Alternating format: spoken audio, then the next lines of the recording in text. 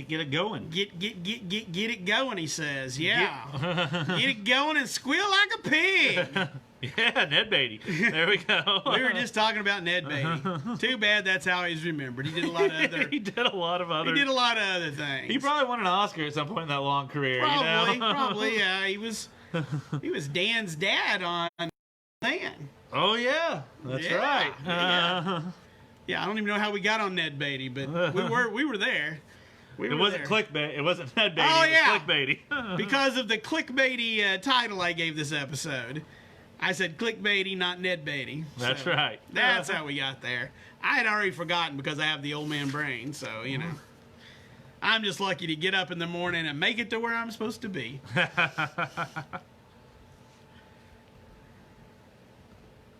right.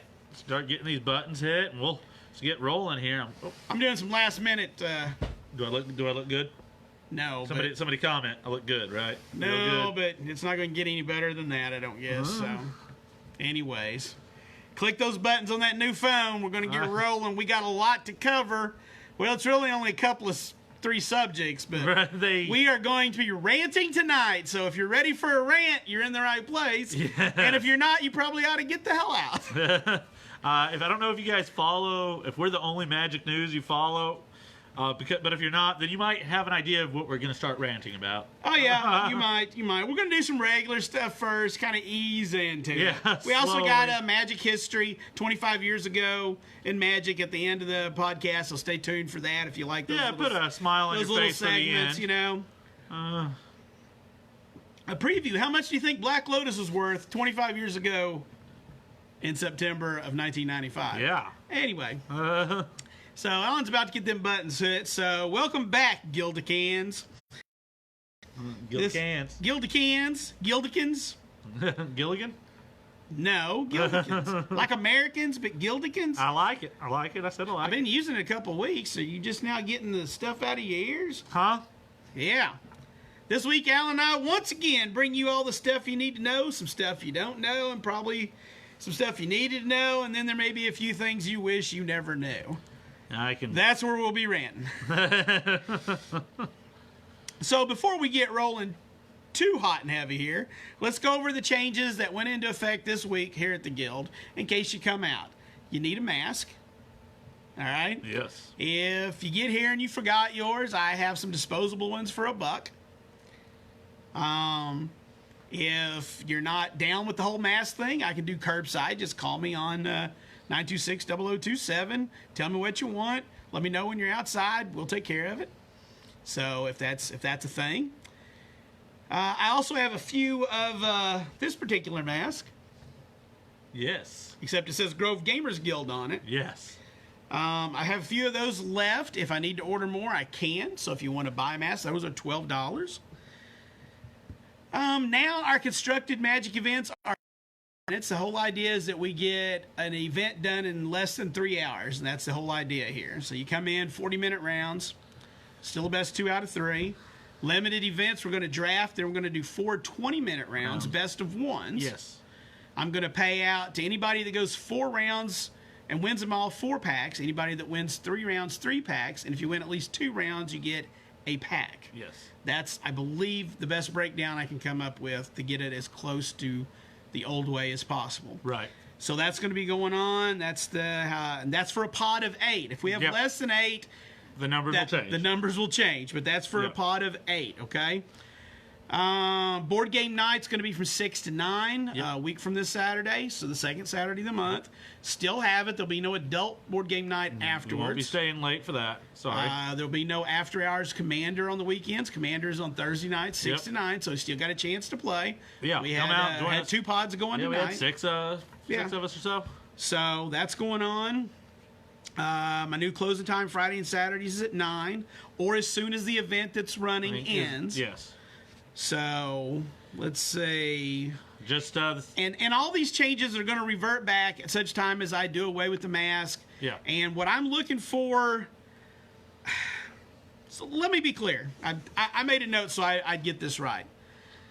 This is my choice. It's not a city mandated thing. Nope. It's not state. It's my choice based on my own set of criteria. And if you've got your own, I respect those. Okay. If you are uncomfortable with these changes, I respect that, but it doesn't change my criteria. No. This is my step one, and hopefully I don't have to go further. But if I do, then the next step would be total suspension of in-store play, Yep. followed by curbside service only, Yep. and finally a total closure if things got really bad. Yep. If I get COVID, I have to lock up. Yeah. I'm a one-man show. My wife works 2 other jobs, okay? So I don't want to get it, right? It is my hope these steps remain theoretical and are never necessary. Let's all do our part trying to move the caseload to pre-September numbers. And that's what I'm looking for to revert back, is we need pre-September numbers. Until September rolled around, over 6 months, we had 30-some cases in Mountain Grove. In the month of September, we had 130-some cases. Yes. So, no, we need Wright County, Mountain Grove, the surrounding counties' numbers to go back to those pre-numbers, and then I'll change what we're doing. Our county Until they do, it only stays this way or gets more severe. Our county is still spiking the hardest of any in the state. And until that, at least, I was telling my Asthma Day rep today that, I was being a little tentative about doing anything because we've had 6 months without it, but it's here now. Yeah. You locals know. If you're not local, you may not realize, but in some rural areas that haven't had to deal with it, it's just now starting to get there. It's just now getting here, and it's... I wonder if it's related to going back to school. You think? And everybody thought I was crazy for not wanting to send my kids to school this year. Yeah. So, I've got grandkids. We see them very infrequently, but we do see them. That's why we're not wearing masks when we do it. This is my son. That's why we're not wearing masks. Earlier playing Commander, we had masks on. We had masks on tonight. Yes. So, anyway, that's the mask situation. That's what's going on. Please help me do what we can to get COVID under control in our little corner of the world and subsequently the whole world. The whole world, yeah. Yeah. One step at a time. And then we can go back to the way the world was, hopefully. Yeah, and I don't feel like I needed to make this change any sooner than I did, because we went 6 months with virtually no cases in the area. Right. I don't think wearing a mask back in March would have done anything since there was really nothing going on. Right. Personal belief. All right. Also, we're going to be closed the 14th through the 17th that week. Taking a vacation. There was no Gen Con this year. Yeah. And the Darman, the Deranged Tournament, me need some downtime. So I'm taking some downtime. We'll be closed the week of the 14th through the 17th. On vacation. I don't know what we're doing. It's not going to be much. I hear there's still a Renaissance Festival going on around St. Louis. So the KC Ren Fest got canceled, but go to a Ren Fest if that's still happening. Yeah.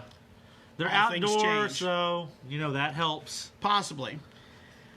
So, yeah, Thursday nights are still Commander nights. Yep. 6 to 9, free to play. Come out and play. Like I said, Yep. we had Yeah. 6 of us earlier. Good time. I tried to teach Wyatt how to play mid-range.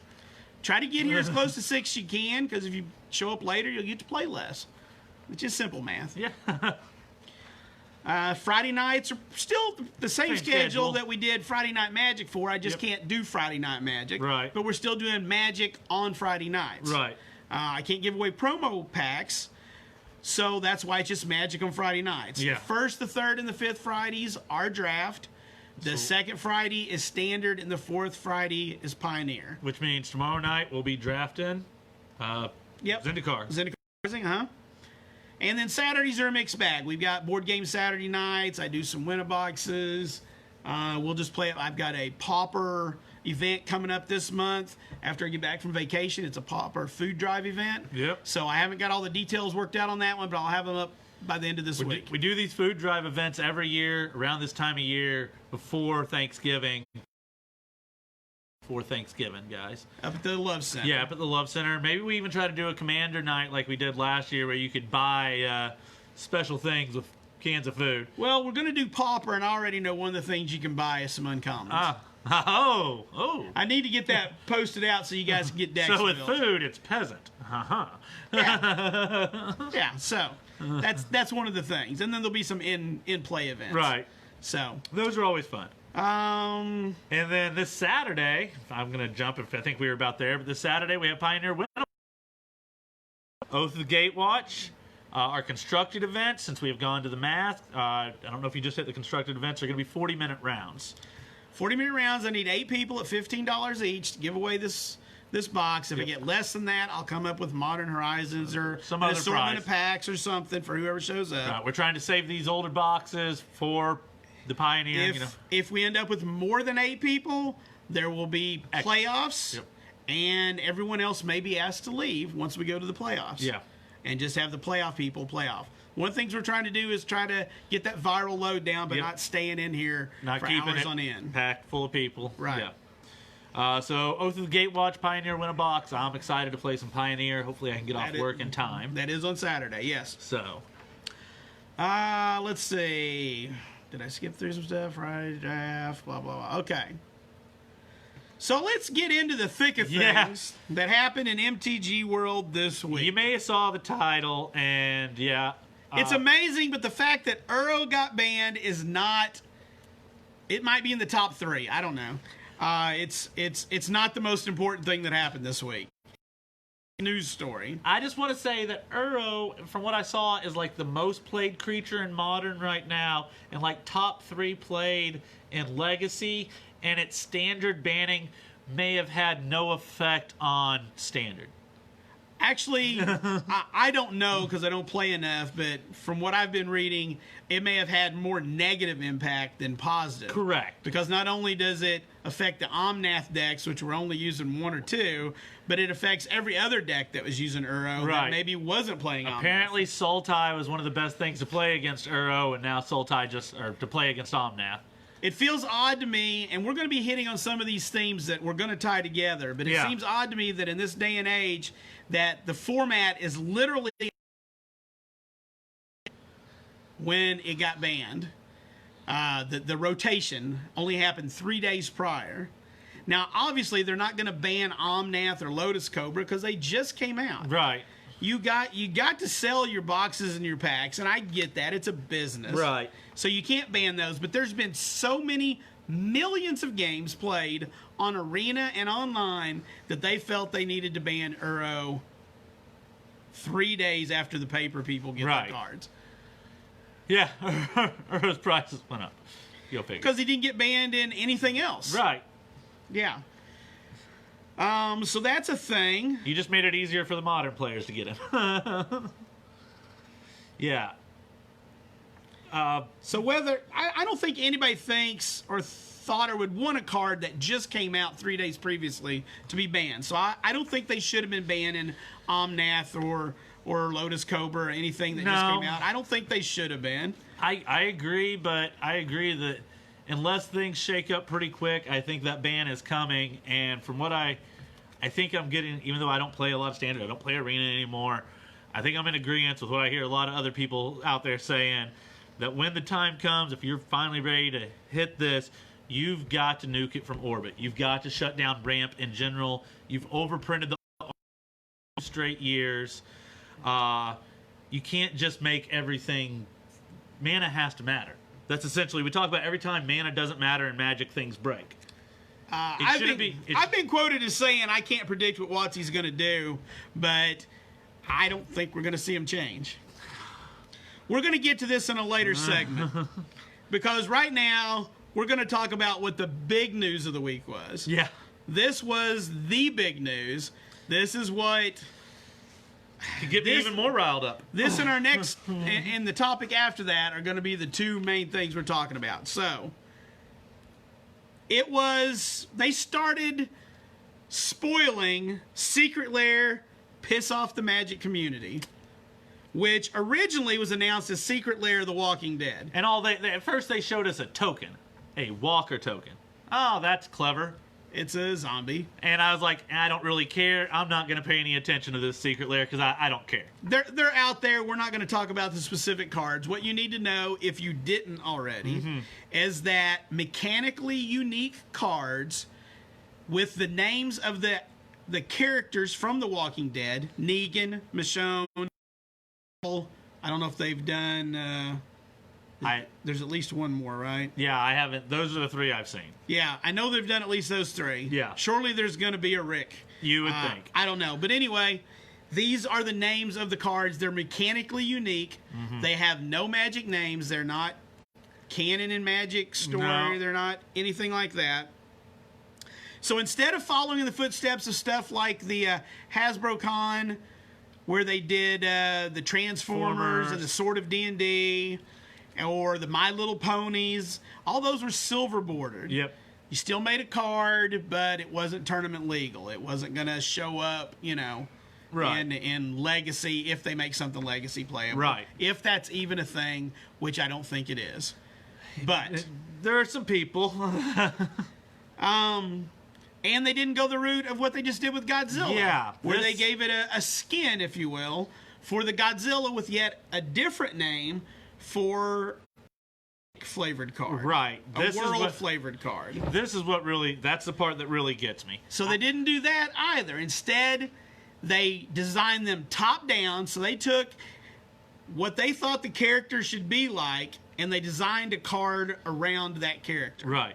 Again, go look them up. I'm not going to argue. I thought Michonne was pretty good. I gotta say, I actually the Michonne card, very flavorful. Negan pretty good. Daryl seemed a little odd to me. Yeah, but flavorful. It seems they are kind of hitting the mark, but still, that's not the point. That is not the point. So they had these other two things they could have done, and they didn't. Did not.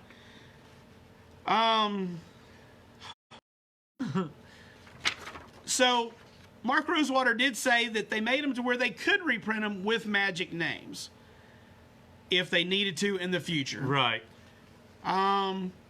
So because I just learned this. We just learned this earlier today. I saw an announcement this was going to happen. They were going to have the MTG Live or whatever today, and they were going to talk about this. So Mark Rosewater, we do Rebloggatog, so check that out every week, where we go over stuff from his Tumblr account called Bloggatog. We go over stuff. We'll be going over this on Rebloggatog this week as well. Right. Anyway, he's got answers. Design-oriented questions. They went over them on the live stream today. We're going to go over them real quick. Why aren't these cards silver bordered? Silver border means two things. It's not tournament legal, and it doesn't do things we can do in black border, at least at the time of us printing the cards. Magic evolves over time, so silver bordered things can later get promoted into black border. We wanted these cards to be top-down designs of the Walking Dead characters that function like more normal black bordered cards. In addition, there's one other issue, one that really bothers me, to be honest, he says. Silver bordered cards are treated by some Magic players as being less than black bordered cards and thus have a stigma to them. Some players refuse to play with players that have silver bordered cards in their deck. We didn't want players thinking these cards were something they couldn't play with. For Commander, that's usually not a huge issue. I'm sure there are some groups that don't allow it, but I'm thinking find a different group, I guess. Yeah. I think it's just fine if they're not tournament legal. I think that's a good thing. Why don't these cards use the Godzilla alternate skin technology? They kind of do, but not in the way we did them in Ikoria. They don't at all. That exact execution wasn't a good fit for the product. Unlike the Godzilla cards that were distributed inside of booster packs, along with the rest of Ikoria, the Walking Dead cards are sold by themselves. That meant we wanted them to maximize their appeal as a box set. Putting extra names on them was aesthetically unattractive. That said, we did build in a way to do backwards version of the Godzilla skins. If needed, we can print a Magic IP version of these cards with a Magic name and creative concept art. We wanted to make sure these cards were reprintable if needed. Won't that mean that players who own the Walking Dead cards can now play both versions in their deck? No, it does not. The cards in Oracle would identify that they represent the same card and would be treated by deck building rules as if they were the same. Think of them as functioning identically to the Godzilla skins. Are these canon in Magic story? No, they are not. The frames and triangle watermarks specifically denote that they are not canon to the Magic universe. I will note that there are other cards with black borders from the alternate reality of Plane Shift that are also not canon. That's our explanation. You want to hit that a little bit, Yeah. and then I want to cover some of it. Yeah. So first, I want to first say love Mark Rosewater, think he's a gem and a blessing to all of us gamers. And I feel bad that he has to spew the corporate crap sometimes. Because that's what this is. Because they don't kind of have the Godzilla skin, or else they would just have it. There's no kind of, there's no box there. I'm afraid what we're going to see, the only way that they can do this properly is when they print us a normal version, put that box and put the Negan or Michonne name. But since these are licensed, I'm not sure if they can do that. Which brings us to the trouble with the next part, where he says, no, it does not. The cards in Oracle would identify that they represent the same card. In Oracle they do, but they do not anywhere on the card, and there are millions of people out there that do not even use Oracle.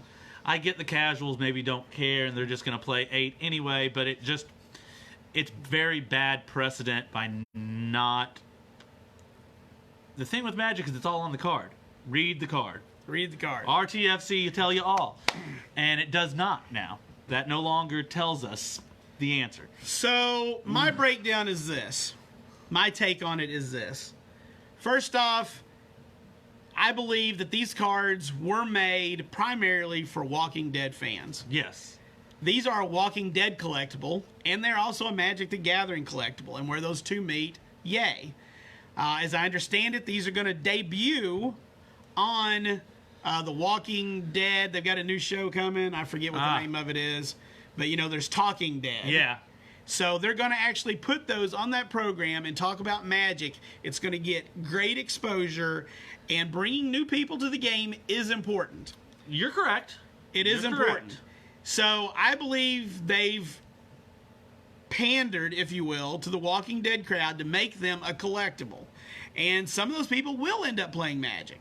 And some of them will take these and throw them in the closet and forget about them for 30 years. So that's one thing. Another thing I'd like to mention is that we're seeing, this is a theme running through the whole show. We're seeing a lot of sacred cows get slaughtered, if you would, over the last couple of years and going forward. Things that they said they'd never do. So this right here involves 2 cards being functionally identical, but with different names. Something that Mark Rosewater has repeatedly said they wouldn't do. And we're getting ready to do it, looks like. So, it's just, it's breaking so many barriers. It's maybe something that's going to be awesome, but if you saw the cardboard crack that came out, where, I'm going to paraphrase because I forget, I didn't even know all the references. Yeah. I attack with my Captain America, and you block with your Negan, and, I don't know. Yeah, there was a Captain Crunch reference, I believe, or something. Or Tony, there was like a cereal ref. It is. And maybe that's a little off the deep end, but give it time. Right. I am one that I normally, in most instances, I hate hearing anybody use a slippery slope argument. But this is what I feel like from this. This is the time I could. I don't think we're on a slippery slope. I think we're sliding down the slippery slope. That's fair. I don't think we're teetering on a slippery slope. I think we're on the slope and we're actually sliding down it. I think the commitment's been made. Maybe it came from Hasbro because we got to make money. It came from Hasbro. We got to make money, okay? And let's push it as far as we can push it. And this is going to really segue into some other things we're talking about. I wanted to hit, and I don't know if you had some input on this. I think we might have talked about it a little bit at one point. But you guys who play digital games know about microtransactions. Right. You pay a little extra. You pay a little additional in-game stuff, or you pay a little extra to get, different sleeves or whatever it may be for whatever game you're playing. I don't even know all the things you can pay a little extra money to get. Right. Well, in Magic, you could pay a little extra money to try to get packs with more foils in them or with different artwork. We started seeing that. Right. You've always been able to do that singles-wise. You could go look for a single that was a foil. Right. But now you can buy products that have a chance of getting more foils. Now with Secret Lair, kind of cool. You could go get you some doggos that were not originally dog art, but dog art was on the cards that you might play in your decks. Yeah. Fine, okay. But now we're making the leap from just doing those kinds of things into making mechanically unique. So this microtransaction is a direct attack on LGSs. Yes, it absolutely is now. I defended Secret Lairs for a while, to be honest. Like, I felt bad for the LGSs, but I thought it was a cool thing. We're just getting cool art alters for people that want them, that kind of stuff. It's a cool thing that they can do. Maybe it would be too hard to get to all the LGSs for all these things they want to do. I don't know. But now we have crossed that line by printing mechanically unique cards that I cannot buy in a pack, I cannot get from my LGS if I want to build that commander deck. Yeah. So this, to me, this is a microtransaction, and it's really putting us across the line. And what's more is I'm not sure there's any more lines. Since we're on this slope and we're sliding, I don't think any lines matter anymore. Right. I've seen Sacred Cow after Sacred Cow fall just over the last couple of years, and I don't believe there's much holding us back. Holding WotC back, holding Hasbro back, holding back Magic from doing just whatever the hell it wants. And that's a free economy. Yep. It's capitalism. If the players don't like it, the players will leave and they'll have to change or it'll fold up. Yep. I in no way think this is the beginning of the end for Magic. But again, we are entering an area where it's getting a little touchy. Right. And how much of your base do you want to alienate with doing things of this nature? It might be a one and done. They may never do it again. Or they might have 10 more Secret Lairs lined up over the next year doing other IPs the same way. Don't you want to play your Mickey Mouse Commander deck? Yeah, that's the face you're supposed to be making when I say that. So, it's I don't know. It's not good. Is my personal. It's not good. I'm not a fan. I'm not a fan of this process. Yeah. I agree that I don't believe it is going. It's not a nail in a coffin. It is not what's going to. As Ruben Bressler said on their podcast, we are further that direction than we have ever been. We are, like I said, I don't think we're on the edge of a slippery slope. I think we're sliding down it. And I think somebody needs to catch hold. I think there's still time to throw a rope. Yeah. I still think there's time to do stuff. And I don't know. Let's segue into that, the other thing that's a biggie. And I think we can pull a lot of this into this discussion, to be honest with you. So I've read several articles in the last 2 weeks, this week especially, about what's going on with Standard.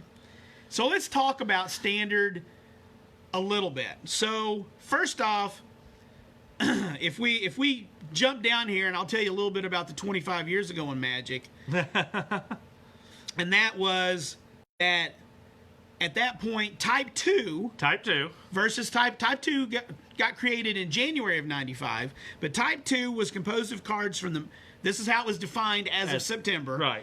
Cards from the most recent edition of Magic the Gathering, which was 4th edition. Yeah. White bordered extensions, which was Chronicles, and all available limited edition expansions, which is Ice Age, Fallen Empires, and soon to be Homelands, which come out in October. Woo, what a standard. So that was Standard. But they're starting to get it nailed down completely. Right. So for 25 years almost, Standard has been done the same. Yeah, we went from blocks to three set blocks to 2 set blocks, and then no blocks. Right, but it's been basically the same. Right. I don't believe we're going to see Standard stay that way. I don't believe they even care if it stays that way, even though they say they do. I don't believe anything they say about what's going on in Standard right now. Right. To be straight up honest with you. I actually think an idea somebody threw out, somebody I was listening to threw out a few months ago, maybe is just what they need. We rotate every set. We rotate out the oldest set with every new set. And I'm totally on board with that. I think pick how many sets you want, and we constantly, as new set comes out, get rid of the oldest. Get rid of one. That will mix up the formats. That will keep it mixed up. They keep calling often. Back to the fact we tried that before and people didn't like it. People don't like a lot of shit, and you do it. do, you're doing now. So I Right. think it's totally possible rotation change. Yeah. But I don't even think that matters. We don't need to shake standard up by banning things every couple months. If you just, we rotate every 3 months. I don't even think that matters, because when they came out and said, we're using Commander to acquire new players now, we once thought it was too complex, but we don't believe that anymore. So as soon as they said that, and they made this the year of Commander, Right. which we still don't know how that's going to roll out. Yeah. Commander is the most popular format. It has to be the most popular format at this point. With COVID especially, it has to be the most popular. So Commander is now the most popular format. Why do we care about Standard? Well, here's my take on it. Ask for it or not, and I'm not a non-digital player. Right. Commander matters because of Arena. Standard matters because of Arena. Standard. Yeah. What did I say? Commander. Oh, Standard matters because of Arena. And I've read and seen, anecdotally, just me, a few places where there are a lot of people not that happy with playing Standard on Arena. Yeah. Because it's solved too quickly and it's not fun. So, and then Magic Online, but you can play other formats there. Right. Well, where can I play Commander? Well, I can play Commander in paper. I can't play it on Arena. Yeah. Can you play it in Magic Online? I believe you can play it on Magic Online. I'm not sure what the setup's like, Okay. but I believe you can. So, I think maybe them trying to push Arena, MTG Arena, Yeah. with Standard is causing them, they ramped up play, they ramped up power to make visually games more exciting, but what they're doing is making visually games all the same. Right. Too many powerful cards, they're all the same. Well, I think it has to do. I think a lot of it lies on design. To be honest, I believe our sets are no longer designed diverse enough. I believe we've seen certain art threats harder than we've pushed answered. They've pushed ramp as one archetype, and they've got rid of its own weakness. Uro and Omnath show you that, because the weakness of ramp is supposed to be aggro gets underneath you, but when your ramp also gains you life now, nobody has a chance. Incremental life Life gain has really been pushed. It pushed aggro out of most standard formats for the last couple years. It's just not an option. You can always go over the top of aggro now. There is no reason that a 4-color card should be able to be cast consistently on turn 3 in standard. That shows there's a problem. More than anything else, that shows that there's a problem. And we don't even have good dual lands right now. And you can still consistently cast it on turn 3. I believe design is some of the issue. What they have chosen... After 27 years, though, has all the low-hanging fruit been harvested? I mean, I get that, too. I mean, Right. power creep, they've done a good job holding Right. power creep off. Can you hold it off for forever? I think it is on design, not because power creep, maybe you can't hold it off forever, but the fact that problems we're seeing are still in a small microcosm of kind of the same archetype is the problem. You can diversify that power. There is design space across other ways to play Magic still, where you can still put that power in. Like I said, you can have powerful answers in formats. That's okay. If you're going to have powerful threats, you should have powerful answers. We haven't seen powerful answers in a few years, but we keep getting threats just slammed up across our head, right, left, just nonstop. I mean, I'd kill almost for Vraska's Contempt or something now. That's a 4-mana, but it exiles and it gains me back a couple life. That'd be awesome. We just need better answers. Read my rant I wrote out here. real quick. I'm sorry. And we can jump in on some of that. COVID-19 may end up being seen as the turning point, as it has really put a hamper on paper play. But let's not kid ourselves, there's plenty of chum in the water. Apparently, the decision of R&D to ramp up the complexity and standard, which we've talked about on Reblog and talked quite a bit, and I think we talked about on here, since it has been slipping over the last few years. According to them, power levels had gone down, so they ramped it up. Yeah. Along with trying to keep MTG Arena exciting to watch, in addition to the ever-increasing need, apparently, to make more and more money for Hasbro, the push of Commander as the way to play Paper, because that's what they're doing. Yep. And power creep, problems with Arena working correctly. I heard that with the Mythic happens a lot. Championship. Yeah. Oh my God. Arena Magic isn't fun. I've seen multiple pros talking about that. Supply issues. Are they all COVID related? Because if you have something that it makes people want it worse. There's no reason in the world, if Jumpstart was going to be printed to demand, and maybe it is COVID, that I should be getting $8 a pack for something I should be selling for like $5 or $6 a pack. Right. Right? Broken cards sell packs. I mean, look how many broken cards we've had and had to ban. Right. Ban cards are playable in Commander and just get... So they can ban the card, and then they can say, well, you can still play it in other formats, like Commander. Yep. And on Arena, we'll just give you new wild cards. And like I said, after 27 years, is all the easy design space gone? I don't think so. I really don't. I don't know. I'm not a designer. And then last but not least is Standard being mined for short-term gains at the expense of long-term health, because they see the end of Standard. Am I going too far with that one? Does WotC see the end of Standard, and is next year or 2 years or 3 years from now, we're just going to get Commander sets?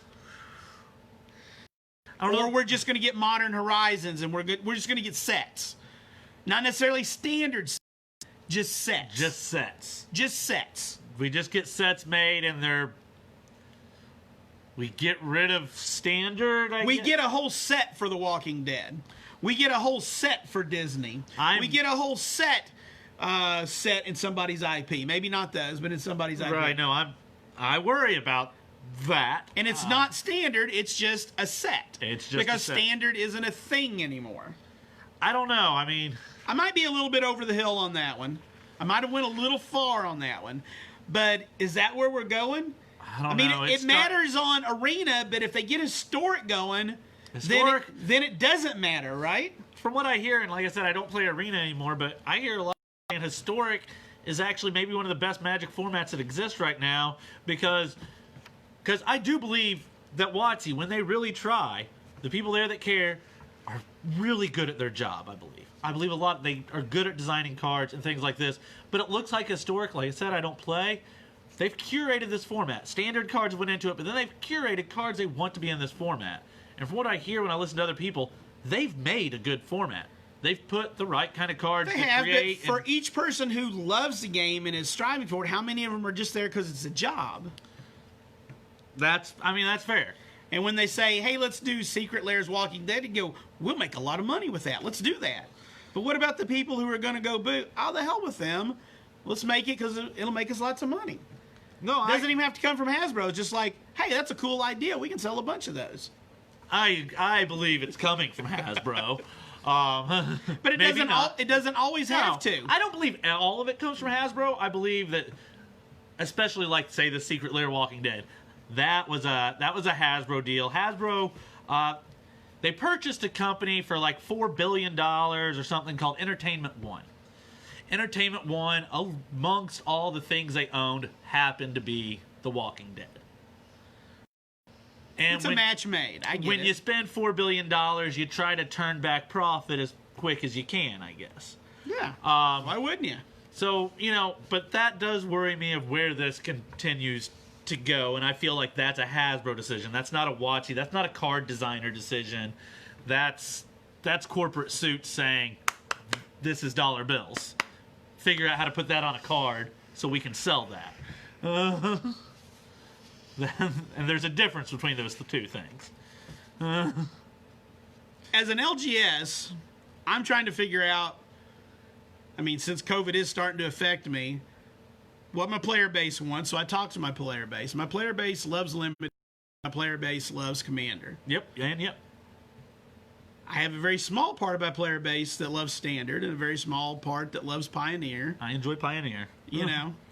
Nobody's really into Modern in my area. And Legacy and Vintage is out of the price range of most folks.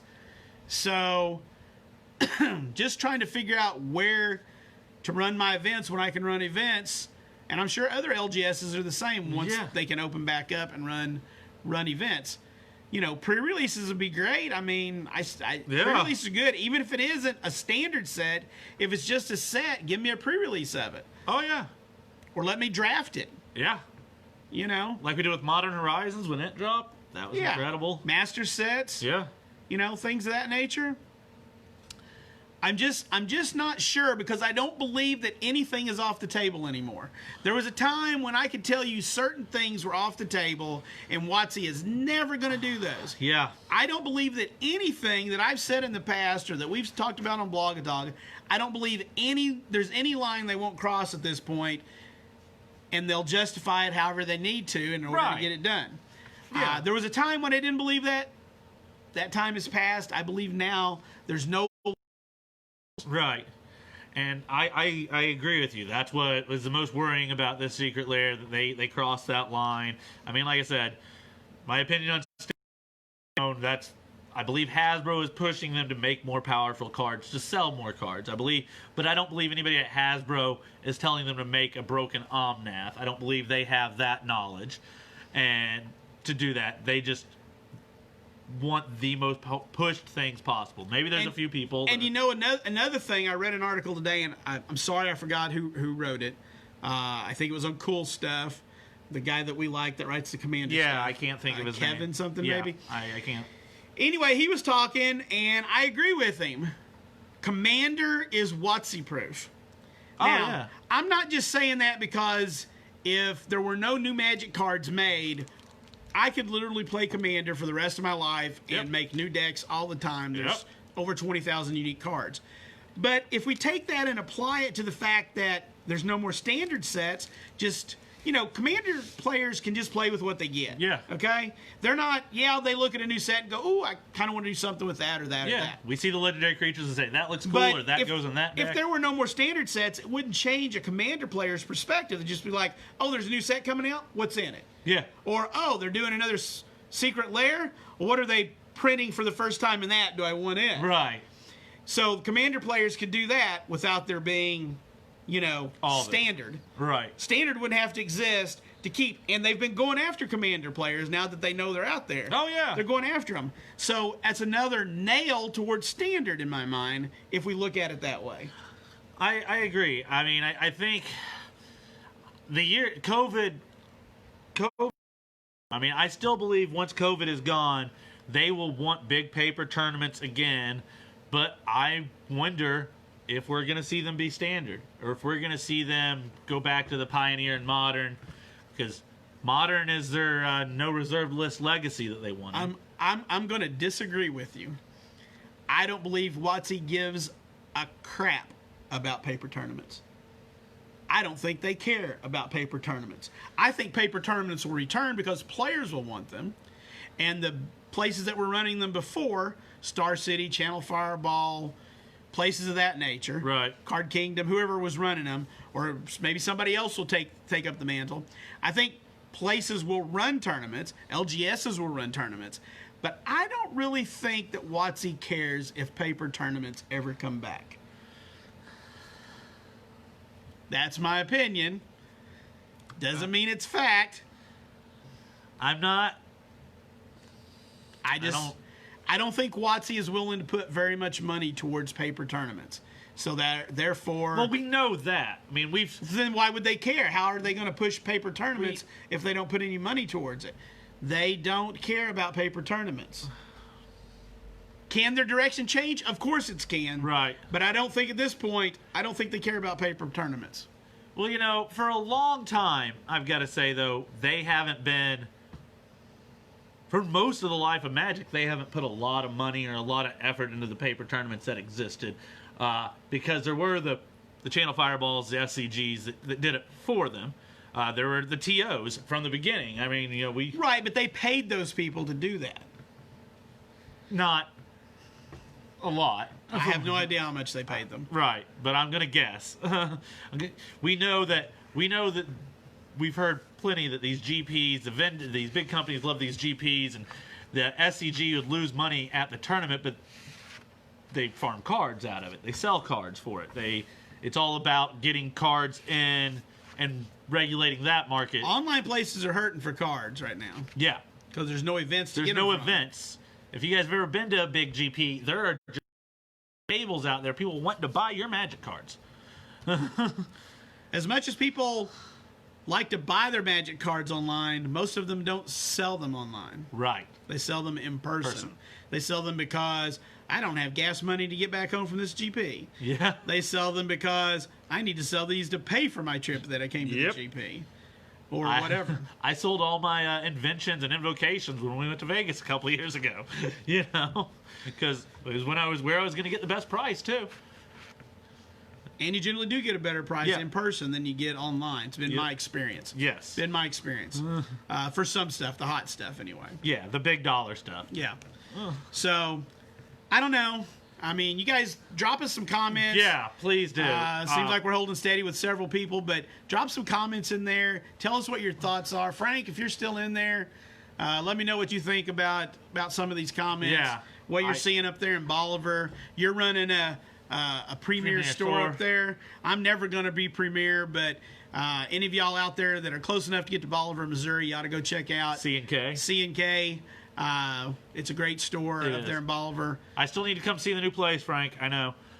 Jane and I will be coming to see you on our vacation. We're going to stop by sometime that week. Maybe I'll swing through on my vacation. Come by. They got the tea. They got the tea house or the tea whatever Tea room, cafe Lotus tea room, Lotus tea house. So they got tea and they got I think they got pizzas or something. They got a little bit of food or something. But so anyway, nice place. Yep. I'll give him a shout out because known Frank for a long time. But yeah, I want to bring something up because I see people since we got a little bit of time here. I see people bring it up when they're talking about the crap storm that is now standard and Magic design of the last couple years.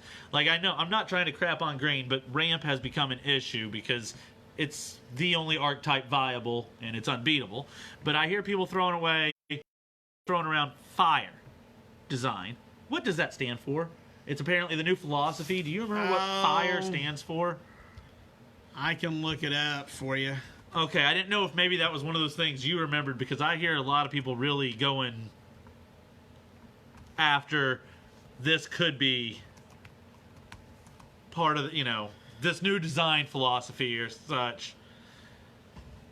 So, because I remember that it was a thing, November or so. I remember that an article, but I didn't remember exactly what. Let's see. Fun, inviting, replayable, and exciting. I think the E is probably where they're going over the top with the E. So Magic should be fun, it should be inviting, it should be replayable, and it should be exciting. And so that's one of their design philosophies that kicked in during Guilds of Ravnica. And you know what? I guess in the normal person doesn't seem fun, inviting, replayable, or exciting. Answers to shut you down. Because exciting and inviting and fun, you just throw your big spells back and forth. Fun and exciting they're hitting. I think inviting and replayable may be where they're having trouble. Inviting because nobody wants to do the same thing over and over exactly the same. And replayable, since you don't want to do the same thing over and over, it's not very replayable because it's just the same cards and the same decks versus each other all the time. So that's probably where they need to work on that. But that goes along with New World Order, which we're going to be talking about that on Reblog and Talk a little bit later. Right. New World Order, a lot of people don't understand what that is. We went over that. About reducing the complexity of commons because that's what most new players see the most of. There's 10 of those in a pack. Yeah. So people see those the most. So when they see those commons, they don't want them too complex to where they can't grok what's on them. So they've been experimenting. We're going over this, like I said, in Reblogatog, with ramping up the New World Order, the complexity of commons. And pushing the limits of that lately. So they're pushing all the limits. And, it's great when everybody's winning and everybody's having fun and everybody's doing good until it all goes to hell. Right. So, it's great when the economy's going, but the economy can only go so far before it falls back. Right. What happens when Magic falls back? It'll have to fall back. It has to fall back. I mean, It can't have record earnings every year from now until the end of time. Just like something will happen. Just like power level has to fall back at some point, or else you will kill the game, because you cannot perpetually power creep. You have to drop back down a little bit and come back up, and you can't ever drop back down as far as what you were before. But I've never seen him totally explain it, but it wasn't so much about dropping down and picking up. It's about changing different parts of the game. Right. Is the removal. Right. If you make better removal, you make threats weaker. If you make cheaper removal, you make aggro better. Right. We haven't been getting a lot of good, you're always on this, the burn. No. So we're not getting the good burn. They're giving us all this stuff, but in this high-powered society of standard, why can't we have lightning bolt? Why can't I totally don't understand why we can't have lightning bolt. There is no reason we can't have lightning bolt in what they made standard. Sure, they have to make some design decisions about certain cards and what their power toughness will be because lightning bolt's in the format, but they're making those decisions anyway. Yeah. So why not just give us lightning bolt? There's no something to hell, overcome. I don't even like blue, but give us Mana Leak. You blue players will go crazy for me saying that. Oh God, Mana Leak would be give us Mana Leak back. Yeah. If we're going to be powered, then you need a check and balance on that power. Like I said, I've said it multiple times tonight. If you're going to have powerful threats, you have to have powerful answers, or else it is just who lands their Omnath first. Yeah. They get to, Anyway, I believe we're going to get to the point where we're repeating ourselves. Yep, we've got 25 years ago in Magic. Hadn't done one of those in a while. Thought I would hit some stuff up for you. So, in September of 1995, Black Lotus hit $300. Whew. FYI. That was also the year that the first price increase happened. Booster packs, which had been $2.45 for a 15-card booster pack, went to $2.95. And tournament packs, tournament packs / starter decks. Yep. Were $7.95, and they went to $8.95 per tournament pack. Which those were 60 cards, which was kind of like 3 decks smashed with some land, or 3 packs smashed with some lands with extra lands. Yeah, basically is what it was. It's pretty much 3 rares, 9 uncommons, lands to play it, and it was all 5 colors. Yep. That's how we used to do like pre-releases and sealed decks back in the day. It was one of those and a couple packs and see what happened. And then we already went over the fact that Standard Type 2, that's what it was composed of at the time. In October, because we're in October now, the Dojo any y'all old enough in Magic was started, and Homelands, possibly the worst set ever, got released, as well as the billionth Magic card. 25 years ago, they'd already printed a billion. And released. Yeah, printed and released a billion. We're in the, I don't know, Googlillions now. I don't know. But anyway, the Dojo, that was the first webpage I remember ever going to. They put tournament reports on there, deck list. People could look. That's when net decking became a real thing because everybody had access. Google it up, check it out. The Magic Dojo still holds a warm place in my heart after 25 years. That's fair. Yeah, the Dojo, I mean, it was also, I mean, there was Scry and what about Standard, Frank? What do you think about Standard? Is it a I've been using a little profanity tonight, and I apologize for that, but man, kind of like the presidential debate, which I saw described as I don't know if I should say that or not. An S-storm. How's that? Is Standard an S-storm right now? And then the last thing is that Homelands marked the last time that an anti-card was printed. I didn't even realize they had printed one that late. Chimerian Fiends was printed as the last of the anti-cards.